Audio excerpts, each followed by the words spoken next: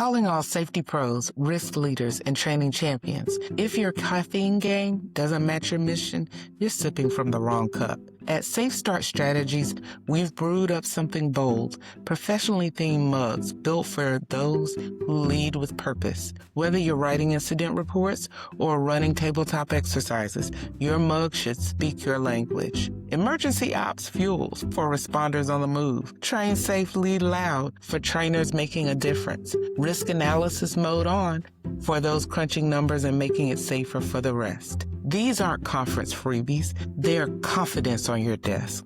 Great for certification gifts, team recognition, or just owning your safety swagger. Find your mission mug now at TikTok Shop. Just search Safe Start Strategies, number 4, letter U. Lead the change. Lift the mug. Let the message show. Chapter 3, Poem, Sanctuary in My Skin. They call it professionalism, but I know the code. It's the silence after I speak. Truth. The smile that doesn't reach their eyes. The meeting where my voice is a guest, never a host. I've won the armor, degrees like shields, certifications like swords. A cadence curated to calm their discomfort. But peace is not performance. It is breath. It is boundaries. It is a sacred no that doesn't need explanation. It is the costume I shed at the door of my becoming, the blazer stitched with silence, the mask of measured tone, the heels that hurt but make me look ready. It is the refusal to rehearse respectability for rooms that never earned my truth. Corporate cosplay is not culture. It's camouflage. And I am done disappearing to be digestible. Corporate cosplay, the performance beneath the profession. They call it professionalism, but let's be clear. What they often mean is performance, not excellence, not authenticity, just the ability to wear the costume well. Corporate cosplay is the silent contract many of us sign without knowing. It's the unspoken expectation to show up in curated character, polished, palatable, and stripped of anything that might challenge the comfort of the dominant culture. It's not just about dress codes or email etiquette. It's about identity. It's about survival. It's about the exhausting art of becoming what they expect, even when it costs us who we are. And while some wear the costume with ease, others wear it like armor, heavy, suffocating, and never quite tailored to fit. Corporate cosplay is the act of performing professionalism in a way that mimics dominant norms while suppressing cultural truths. It's code switching on steroids. It's the daily decision to dilute dialect, soften tones, straighten hair, mute passion, and rehearse restraint. It's the smile that doesn't reach your eyes, the I'm fine when you're not, the blazer that fits the roles but not the soul. It's not just adaptation, it's erasure dressed up as ambition. This performance is often praised as executive presence, emotional intelligence, or cultural fit. But beneath the buzzwords lies a deeper truth. Many professionals are rewarded for being excellent, but for being non-threatening. How it shows up in the workplace. Corporate cosplay is not confined to one industry, one role, or one demographic. It's a systemic phenomenon that shows up in subtle and overt ways across the organizational landscape. Number 1, language policing. Professionals are praised for being articulate when they suppress regional dialects, cultural idioms, or multilingual fluency. Black and brown employees often feel pressure to abandon vernacular speech, even when it's more expressive, efficient, or authentic. Number 2, visual performance. Appearance becomes a battlefield. Natural hairstyles are deemed unprofessional. Cultural dress is too distracting. Tattoos, piercing, and religious garb are quietly discouraged. Dress codes often reflect Eurocentric norms, reinforcing a narrow view of what leadership looks like. 3. Emotional labor. Employees from marginalized backgrounds are often expected to educate others, mediate conflict, and represent diversity without compensation or authority. They're asked to share their stories, but only when those stories are digestible, inspirational, and don't disrupt the status quo. Number 4, selective inclusion. Invitations to the table are conditional. You're welcome to contribute, but not to challenge. You're asked to speak, but only when your truth doesn't make others uncomfortable. Inclusion becomes performance art. Diversity without disruption. Number 5, silencing through feedback. Assertiveness is labeled aggressive. Passion is unprofessional. Directness is abrasive. Feedback becomes a tool of conformity, not growth. Who it impacts. Corporate cosplay disproportionately affects those whose identities, cultures, or lived experiences fall outside dominant norms. Black, Indigenous, and people of color, often forced to navigate racialized expectations around speech, appearance, and behavior. Women and femme-identifying professionals expected to be warm but not too emotional, assertive but not intimidating, competent but not threatening. LGBTQIA plus employees pressure to conceal gender expression, relationships, or pronouns to avoid discomfort or discrimination. Neurodivergent individuals penalized for communication styles, sensory needs, or emotional expression that deviate from neurotypical standards. First-generation professionals often carry the weight of family expectations, cultural pride, and economic pressure while being told to just. Even those in leadership are not immune. Executives of color, women in the boardrooms, and trailblazers in traditionally exclusive industries often find themselves performing twice as hard for half the recognition. The psychological toll. Corporate cosplay is not just tiring. It's traumatic. It chips away at your sense of self. It teaches you to second guess your instincts, to rehearse your reactions, to question your worth. Over time, it creates a fracture between who you are and who you are allowed to be. Burnout masked as productivity, anxiety disguised as ambition, disconnection hidden behind team player smiles, resentment buried beneath grateful to be here gratitude.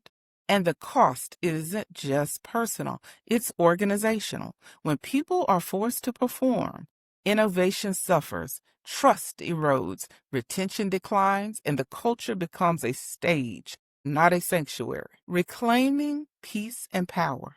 To protect your peace in corporate space, you must first name the costume, then decide when and if you'll wear it. You must create rituals of restoration.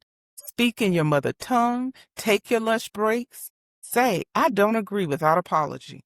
You must remember that your culture is not a liability, it's a legacy. Use the 8 steps below to help reclaim your peace and power. Number 1, name the costume. Acknowledge when you are performing versus when you're present. Give language to the mask. This is my meeting voice. This is my armor.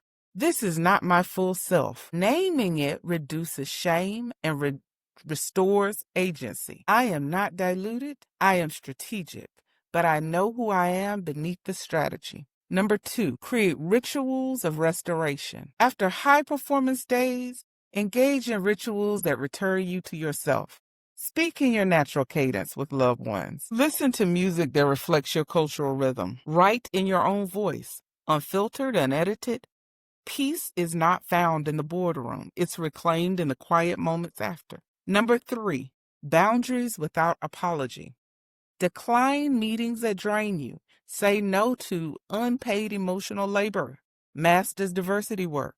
Protect your peace, your tone, and your truth. No is not defiance. It's dignity. Number 4, use duality as a tool, not a trap. Code switching can be strategic, but it should never be compulsory. Choose when and how to shift and make it conscious decision, not a default survival mode. I can speak your language, but I will not lose mine. 5, find safe spaces within unsafe systems. Build micro communities of trust, colleagues, mentors, affinity groups. Share truth in spaces that honor it. Let your full self breathe somewhere, even if not everywhere. I may perform in public, but I heal in community. Number 6, reclaim your narrative. Journal your experiences. Write your truth.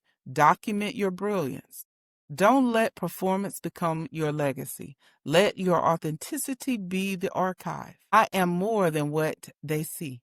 I am what I remember. Number 7, honor ancestral wisdom. Remember, you are not the first to navigate systems built to exclude. Invoke the strength of those who survived, resisted, and reimagined. Let your peace be a tribute to their endurance. Every time I protect my peace, I honor those who never had the chance. 8, redefine professionalism. Challenge the norms, speak truth to power, model authenticity. Professionalism should not mean erasure. It should mean excellence with integrity. I am not here to fit in. I am here to shift the frame. Chapter 3, Corporate Cosplay, is where the performance gets personal. As the author, I wrote this chapter to name the exhausting, often invisible labor of dressing up emotionally, linguistically, and culturally to survive in corporate spaces that demand assimilation over authenticity. The direct message is sharp. Many people of color, Black professionals, are not just showing up to work. They are suiting up in armor. From altering speech patterns to curating hairstyles, from softening emails to over-preparing for meetings, we are constantly adjusting to fit a mold that was never shaped with us in mind.